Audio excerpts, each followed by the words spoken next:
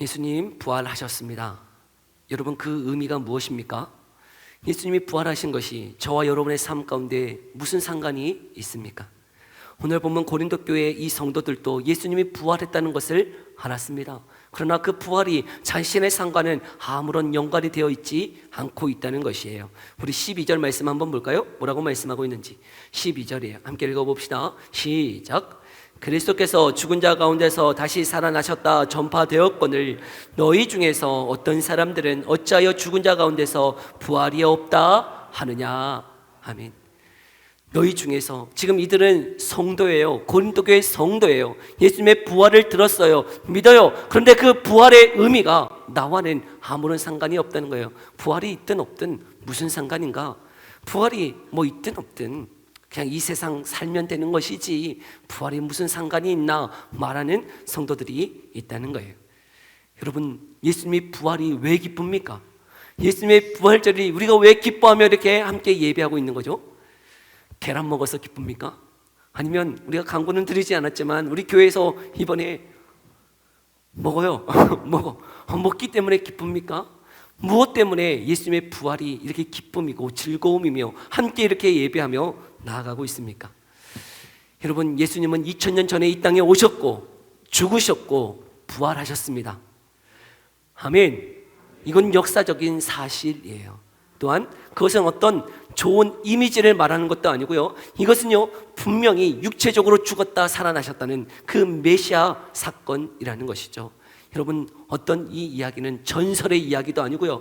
이 예수님을 영웅을 만들려고는 하는 허구의 이야기가 아니에요. 역사적인 사실을 이야기하고 있어요.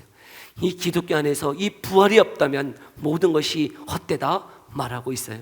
그만큼 이 기독교 안에서 가장 중요한 사상이 있다면 바로 이 부활 사건이라는 것이죠. 역사적이며 육체적인 이 부활의 사건이 왜 기독교 안에서 이처럼 중요한 일일까? 그러하기에 14절 오늘 본문의 말씀에서 또한 뭐라고 말씀하고 있습니까? 함께 읽어볼까요? 시작. 그리스도께서 만일 다시 살아나지 못하셨으면 우리가 전파하는 것도 헛것이요 너희 믿음도 헛것이며. 여러분, 예수님의 부활이 없다면 우리의 믿음도 우리의 구원도 다 헛되다, 거짓이다 말씀하고 있어요.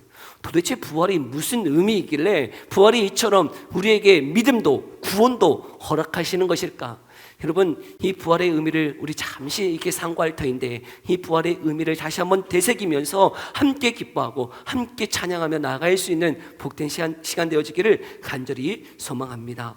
여러분, 부활의 의미를 우리가 상고하기 전에 먼저 이 부활이 정말 역사적으로 있었는가를 먼저 한번 살펴보고자 해요.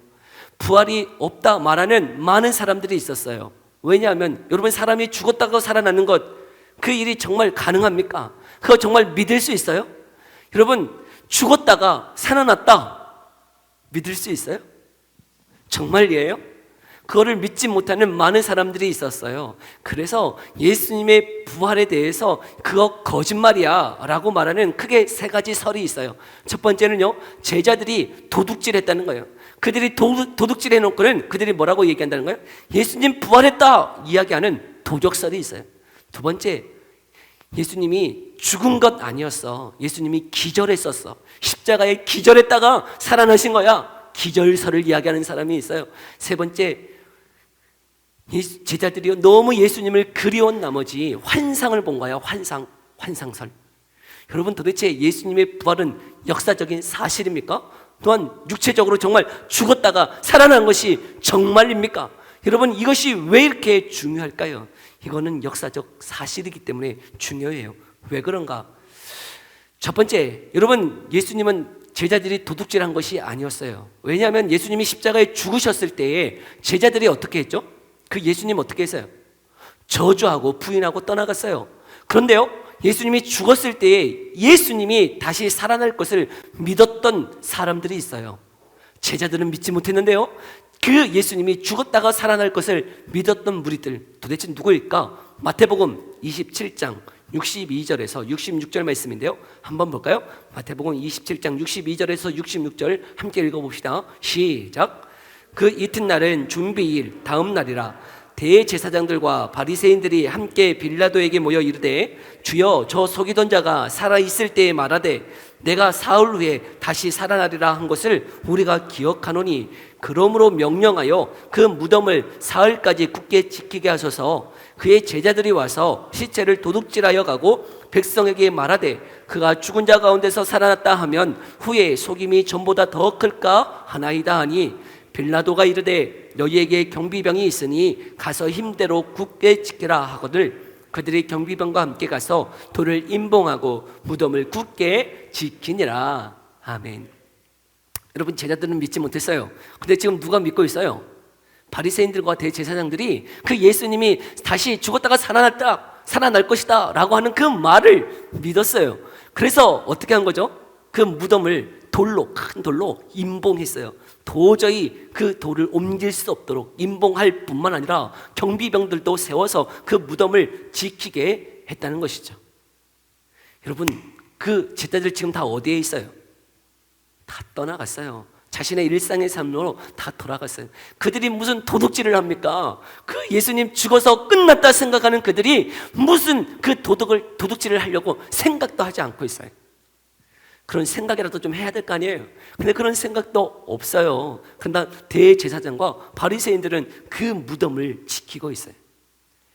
여러분, 제자들이 만약 그 예수님, 죽었던 예수님을 도둑질해 놓고는 예수님 부활했다라고 이야기한들 여러분 무슨 유익이 있습니까?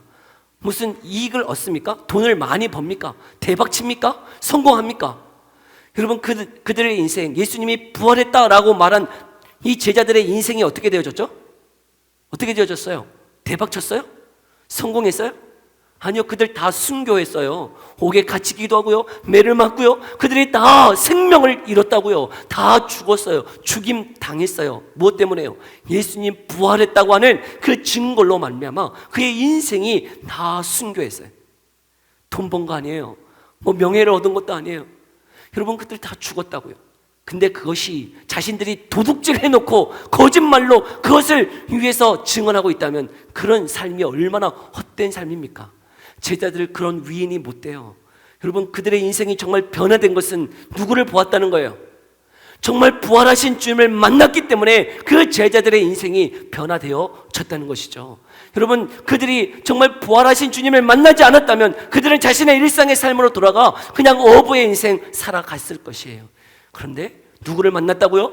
부활하신 주님을 만나니 그의 인생이, 그들의 제자들의 인생이 변화되어졌어요. 여러분, 제자들이요, 예수님과 3년 반을 동행하면서 예수님이 행하신 놀라운 기적들 다 보았어요. 여러분, 수많은 기적을 보았어요. 그러나 변화되지 않았던 그들도 누구를 만나니 변화되어졌어요? 부활하신 주님을 만나니요, 그들의 인생이 변화되어지더라는 거예요. 주 안에 사는 성도 여러분, 저와 여러분이 그 부활의 주님을 만나기를 간절히 소망합니다. 예수님 부활하셨어요. 그 부활하신 주님을 만나야 저와 여러분의 인생이 변화되어지더라는 거예요. 두 번째, 여러분, 예수님이 기절했다가 살아났다 말하는 무리들이 있다는 거예요. 여러분, 만약 그 제자들이 기절했다가 살아나는 예수님을 만났다면 여러분 어떻게 해야 정상일까요? 여러분, 만약 예수님이 기절했다가 살아났다면 그 몰골이 어떠했을 거라고 생각되어지세요? 모세, 그 손에 못자국이 있고요, 또한 그 십자가에 달리기 전에 그 군병들이 그 채찍, 갈고리 채찍으로 온몸을 때렸기 때문에 그 온 몸이 다 어떻게 되어 있어요? 피투성이에요. 피투성. 모든 살점이 떨어져 나가는 그 피투성 가운데에 3일 만에 살아나셨어요. 그리고요, 또한 옆구리에 창을 찌르셨어요. 창자국도 있어요. 손에 못자국, 창자국, 모든 살점이 피투성인 그 사람이 3일 만에 살아나셨어요. 그것이 기절했다가 살아났다면 그 몰골이 어떠할까요? 건강한 모습이에요? 기절했다가 살아났다면 그 몰골이 막 아름다운 모습일까요?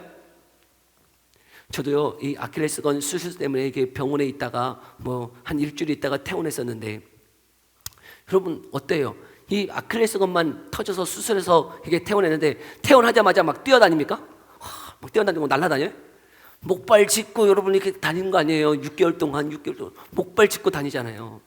그러면 예수님이 그 기절했다가 살아나셨다면 예수님이 그 못자국, 창자국, 그 몸이 피투성이로 되어 있는 상태에서 잘 걸어 다닐 수는 있는 거예요? 엠마오로 가는 두 제자가 그 예수님과 함께 걸어갈 때 그 예수님을 보았어요. 근데요, 그 예수님이면, 정말 제자라면 그 예수님 보고 어떻게 해야 되는 거예요? 알아봐야 되는 거 아니에요?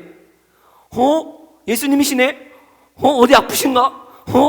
예수님 어떻게 된 거예요? 하고 알아봐야 돼요. 기절했다가 살아났다면. 여러분, 그 예수님 잘 치료하고 잘 할 수 있도록 그렇게 해야 되는 건 아닌가요?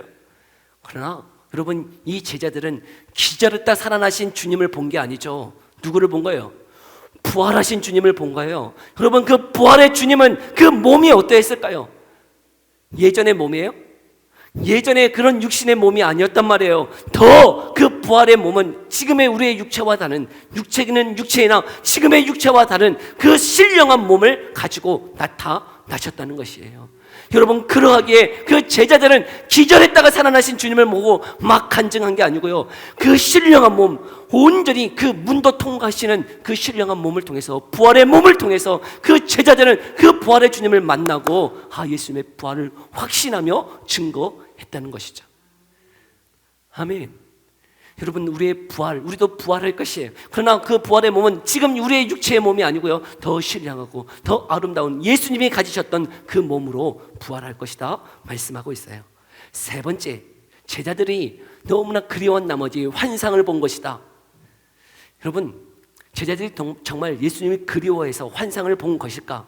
오늘 우리가 읽었던 고린도전서 15장 우리 5절 6절 한번 말씀을 볼까요? 5절 6절 뭐라고 말씀하고 있는지 함께 읽어봅시다. 시작. 게바에게 보이시고 후에 12 제자에게와 그 후에 500여 형제에게 일시에 보이셨나니 그 중에 지금까지 대다수는 살아있고 어떤 사람은 잠들었으며. 아멘. 여러분, 지금 예수님이 제자들 12명에게만 보일 뿐만 아니라 또 일시에 누구에게 보이셨다고요? 500여 형제에게 보이셨단 말이에요. 여러분, 체면을 건다고 했을 때 이 체면을 막 걸어. 여기 있는 모든 사람을 체면 걸 수 있을까요? 이거 500명도 안 되지만, 여러분, 이 사람들을 동시에 체면을 걸 수, 제가 체면을 걸고 있는 것 있어요. 잠을 자게 할 수 있어. 잠을 자게는 할 수 있는 것. 근데 제가 동시에 다 재울 수는 없는 것 같아요. 아무리 제가 뛰어나도요, 잠을 자게 해줄 수 있는데 제가 동시에 다 자게는 못해. 여러분, 아무리 체면을 걸어도요, 동시에 500명을 동시에 환상을 보게 할 수 있는 사람 아무도 없어요. 아무도 없어. 여러분, 500명이 일시에 예수님을 봤다면 그것이 환상입니까? 그건 사실이란 말이에요. 사실.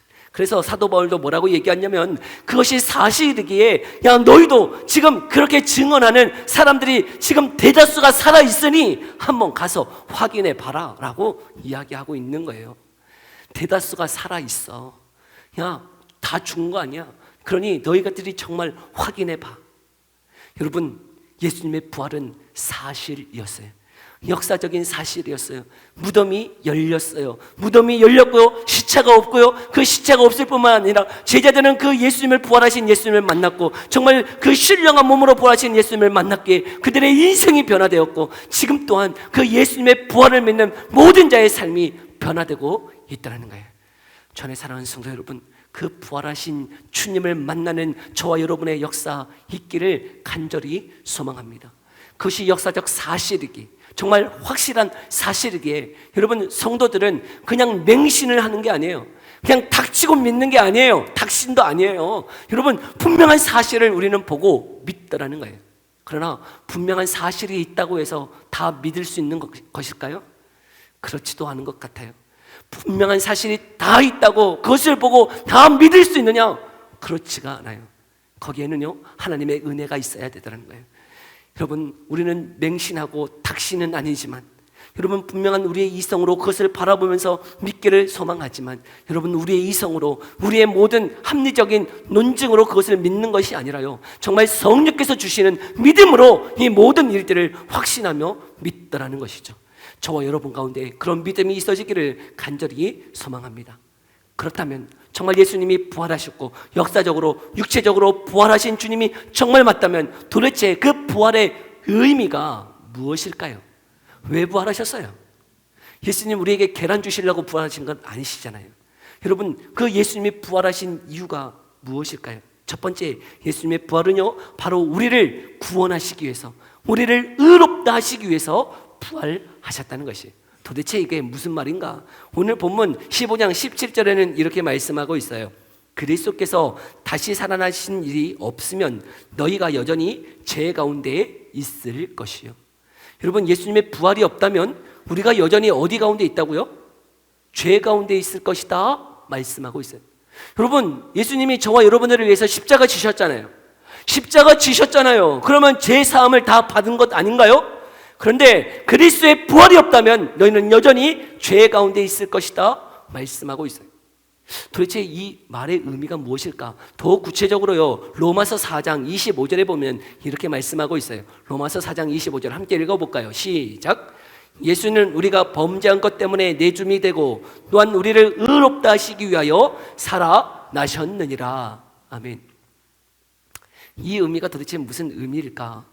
여러분, 예수님은 저와 여러분들을 위하여 십자가 지셨습니다. 아멘. 왜 지셨죠? 우리의 죄를 사하시기 위해서 십자가에 지셨어요. 그러면 그것으로 끝난 거 아닌가요? 우리의 죄가 정말 사해진 것 아닌가요? 그런데 그런 게 아니라는 거죠. 여러분, 예수님의 부활이 없다면 그 죄 사함을 보증하지 못한다는 거예요. 그게 무슨 의미일까? 저와 여러분이 이렇게 어떤 마트나 어떤 옷 매장이나 가면 누군가가 그 옷을 훔쳐갈 때 경보가 울려지는 그 경보 센서들이 있잖아요. 그냥 계산하지 않고 막 나가면 어떻게 되죠? 삐삐삐삐 막 소리 나잖아요. 저도 어디 그때 다이소 한번 갔는데 분명히 제가 셀프 계산해서 찍고 다 계산했어요. 셀프니까 거기는 다 계산하고 나갔는데 삐삐삐 소리가 나더라고요. 그래서 막 직원이 막 오세요. 그래서 이거 계산한 거 맞냐고. 네, 맞다고. 제가 계산한 거 맞다고. 그러면서 그들이 뭘 보여달라는 거예요? 영수증을 보여달라는 거예요. 그래서 영수증을 당당하게 보여줬습니다. 영수증을 당당하게. 영수증을 보여줬더니 어떻게 되는 거예요? 됐다고, 확인됐다고 가라고 했어요. 여러분, 우리가 그거 정말 산 거라는 거를 무엇을 통해서 확신할 수 있는 거예요? 영수증이잖아요. 영수증. 예수님이 여러분, 저와 여러분을 위해서 모든 죄의 값을 지불하셨다, 모든 값을 지불했다 라는 것을 무엇을 통해서 확신할 수 있는 거예요? 그게 부활이라는 거예요. 부활이요, 영수증이라는 거예요. 영수증. 이해를 못 하시네요. 제가 만약 여러분, 내가 와가지고 내가 메시아야, 내가 예수야. 놀랍게도요, 이 한국에요, 예수님이 한 30분 계세요. 자신이 예수라고 하시는 분 한국에 30분 계시는데, 제가 만약 내가 예수다, 내가 메시아야, 내가 너희를 위하여 십자가 지고 너희의 죄를 위하여 내가 십자가 지겠다고, 제가 예수다 하면서 제가 십자가에 죽었어요. 제가 죽었어. 그러면 여러분들이 제사함 받습니까? 제사함 받아요? 예수님이 그 미친 사람인 줄 어떻게 합니까? 그 당시에 이렇게 미친 사람이 또 있었을지 어떻게 합니까? 우리나라에도 예수님 한 40분 계시는데, 그때 2000년 전에 예루살렘에 예수님이 그런 미친 사람이었으면 어떡합니까? 어떻게 압니까? 그 사람이 미쳤는지 안 미쳤는지. 그런데 그 사람이 미친 사람이 아니라는 거예요. 그 사람이 정말 우리의 죄를 위해 십자가 지셨다는 거예요. 그리고 모든 죄를 다 십자가에서 지불하셨다는 거예요. 근데 그것을 어떻게 확증해 줄 수 있냔 말이에요. 무엇으로 우리는 그것을 믿을 수 있냔 말이에요. 그 영수증이 뭐라는 거예요? 부활이라고요. 부활이 없다면 모든 것이 다 헛되다는 거예요. 부활이 없다면 여전히 죄 가운데 있을 것이라는 거예요. 그런데 예수님이 부활하심을 통해서 우리의 모든 죄의 값을 다 지불하셨고, 하나님은 그 예수님의 죽으심을 통해서 모든 것 다 받으셨기에, 값을 다 치르셨기에 그 예수님을 부활케 하셨다는 것이죠. 할렐루야. 여러분, 그 예수님의 부활이 없다면 우리의 믿음도, 그리고 제가 이야기하는 그 모든 것도 다 뻥이에요. 다 거짓이에요. 부활이 있기 때문에 여러분, 이것이 확실한 거고요. 이 부활이 있기 때문에 이것이 진리이며 진실일 수 있다는 거예요. 그만큼 중요한 거예요. 여러분, 예수님이 부활을 하심을 통해서 우리는 그 예수님을 믿음으로 구원받을 수 있다는 거예요. 그 예수님을 믿음으로 우리는 의롭다 칭함을 받을 수 있다는 것이에요. 그만큼 중요한 이 부활. 근데 그 부활이요, 그것만 의미하지 않다는 거예요. 두 번째, 그 부활을 통해서요, 우리에게 무엇이 일어나고 있는가? 베드로전서 1장 3절인데요. 한번 볼까요? 베드로전서 1장 3절 함께 읽어봅시다. 시작. 우리 주 예수 그리스도의 아버지 하나님을 찬송하리로다. 그의 많으신 궁율대로 예수 그리스도를 죽은 자 가운데서 부활하게 하심으로 말미암아 우리를 거듭나게 하사 산 소망이 있게 하시며. 아멘. 여러분, 예수님은 우리를 위해서 십자가에 지시고 우리의 모든 값을 지불하시고 부활하셨어요. 그런데 그 예수님을 믿는 자들에게도 무엇이 일어나고 있다는 거예요? 내 안에도요, 우리 안에도 예수님을 믿는 자들에게서 예수님이 부활하셨듯이 우리 안에게도 부활이 일어난다는 거예요. 부활이 일어나. 여러분, 어떤 부활이에요? 첫 번째, 영적인 부활, 거듭남, 중생이 일어난다는 것이죠. 여러분, 이 베드로 전서는 누가 썼을까요? 누가 썼어요? 너무 어려운가요? 베드로가 썼잖아요. 베드로. 이 베드로, 예수님을 믿고 따랐던 베드로, 수제자 베드로. 그런데 그 예수님이 십자가에 못 박혔을 때에, 잡히셨을 때 그 예수님, 베드로 어떻게 했어요? 저주하고 부인하고 떠나갔어요. 그런데 그 베드로를 그 예수님이 다시금 찾아와 주셨어요. 그리고 그 베드로에게 말씀하세요. 요한의 아들 시몬아, 네가 나를 사랑하느냐? 3번 물으세요. 그리고 그에게 사명을 허락하세요. 그 예수님의 한없는 사랑을 받았어요. 자신은 저주하고 부인하고 그 주님을 떠나갔는데 예수님은 계속 찾아와 주시더라는 거예요. 여러분, 우리가 예수님을 믿고 따르는 것이요, 내 의나 내 어떤 결정이 아니고요, 예수님의 한없는 사랑 때문이라는 것 아세요? 주님은, 나는 주님을 멀리하고 주님을 배척하고 주님을 떠나려 하지만 주님은 여전히 찾아오셔서 우리에게 그 주님을 믿도록 해 주시더라는 거예요. 근데 어떻게 믿을 수 있는 거예요? 도대체 어떻게 그 예수님을 나는 멀리하고 나는 떠나려고 하나 그 주님이 찾아오셔서 그 예수님을 믿게 하십니까? 바로 우리 안에 거듭나는 역사가 있게 하심으로 말이죠. 여러분, 성령을 통해서요, 죽었던 내 영이 살아나게 하셔서 그 예수님을 온전히 바라보도록 하시더라는 거예요. 여러분, 죽은 영은 도저히 예수님을 보아도 들어도 여러분 아무 감흥이 없어요. 아, 예수님 부활했다? 온 세상 사람들이 다 알아요. 다 알아, 예수님 부활한 것은. 그러나 그 부활이 아무 상관이 없어요. 그러나 거듭난 영혼들은요, 예수님의 그 부활의 의미가 무엇인지를 알고 그 부활로 말미암아 내게도 지금 그 부활이 일어나고 있구나, 내 죽었던 영을 살리셔서 그 하나님을 내가 아버지로 믿게 하시는구나 알게 하시더라는 거죠.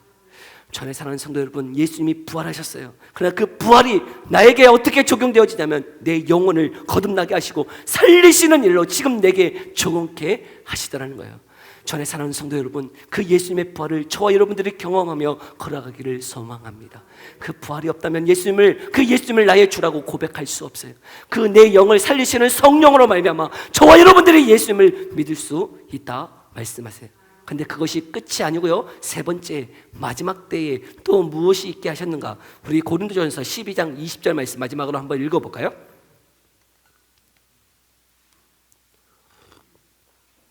고린도전서 15장 20절입니다. 함께 읽어봅시다. 시작. 그러나 이제 그리스도께서 죽은 자 가운데서 다시 살아나사 잠자는 자들의 첫 열매가 되셨느니라. 아멘. 우리의 영을 살리셨을 뿐만 아니라 여러분, 이제는 마지막 때에 여러분 그 모든 자들의 부활이 있을 것을 말씀하고 계세요. 예수님의 부활을 통해서 우리에게 말하는 것은 여러분 모든 자들이 다 부활할 것이라는 거예요. 근데 많은 성도들이요, 때로는 어떤 오해를 하고 있냐면 예수 믿는 자들만 부활한다 생각하는 사람들이 있어요. 아니에요. 여러분, 예수님의 부활은 모든 자들의 부활의 첫 열매가 되세요. 모든 자들의 부활의 첫 열매예요. 모든 자들이 다 부활해요. 다 부활해서 어디로 가요? 하나님의 심판대 앞에 설 것이. 하나님 앞에 심판대 앞에 서요. 여러분, 우리는 죽으면 끝나는 인생이 아니에요. 우리는 그냥 죽으면 우리의 인생 끝나고 종치는 것 아니에요. 여러분, 우리는 반드시 다시 살아나서 그 하나님 앞에 설 것이. 그리고 또한 우리의 영혼은 죽지 않아요. 여러분, 우리의 영혼은 죽지 않아. 하나님 앞에 서요. 하나님의 심판대 앞에 서요. 그리고 하나님의 심판이 있을 것이. 그런데 여러분, 저와 여러분들의 그 심판대 앞에 섰을 때 우리의 모습 그대로 섬이 아니라요, 우리와 함께 하시는 그 예수님이 우리의 죄의 값을 다 지불하셨기에 우리는 죄인으로 서는 게 아니고 우리는 무엇으로 서는 거예요? 그 예수님의 의 때문에, 예수님을 믿음으로 말미암아 내가 한 것 아무것도 없지만 예수님이 치르신 그 의 때문에 저와 여러분들은 의인으로 서더라는 거예요. 그리고 저와 여러분들은 그 영원한 하나님의 나라를 상속으로 받을 것이다 말씀하고 있어요. 무엇 때문에요? 내가 거룩하게 살아서요? 내가 무언가를 해서요? 내가 봉사하고 섬겼기 때문에요? 아니요. 예수 그리스도를 믿었기 때문에요. 여러분, 예수 그리스도를 믿었다는 것은 성령을 보내주셔서 내 영혼을 살리시고, 또한 그뿐만 아니라 내 영만 살리시는 것이 아니라 마지막 날에는 그 영원한 심판대 앞에서 우리에게 영원한 생명을 주시는 그 살리심도 말씀하고 계시는 것이죠. 우리에게는 영원한 생명이 있어요. 근데 그 모든 생명의 그 보증이 뭐라는 거예요? 부활이라는 거죠. 부활. 여러분, 이 부활절이 그래서 우리에게는 기쁨이요 즐거움이라는 것이죠. 여러분, 왜 기쁘세요? 여러분, 부활이 왜 우리에게 이렇게 기쁨이 되는 건가요? 그 부활이 없다면 우리의 믿음도 우리의 구원도 다 헛것이지만 예수님이 부활하심을 통해서 우리를 의롭다 하시는 보증이 되사, 영수증이 되사 우리에게 확실한 그 마지막 때에도 생명을 주실 것을 약속하고 있기 때문에 그 부활은 우리에게 너무나 기쁨이라는 것이죠. 그 기쁨으로 오늘 이 시간 또한 성찬 예식에 동참하시기를 부탁드립니다. 그 예수님 우리를 위해 십자가 내어주시고 생명 모든 피 살 내어주시고 죽어주시고 우리에게 영원한 생명 주신 그 예수님, 그 예수님을 우리가 묵상하면서 우리 이 시간 성찬 예식에 동참하시기를 부탁드립니다. 우리 함께 기도하며 나아갑시다. 우리 이 시간 함께 기도할 때에 그 예수님의 죽으심과 부활의 의미가 무엇인지를 하나님 우리가 알 수 있도록, 특별히 이 성찬 예식에 동참하면서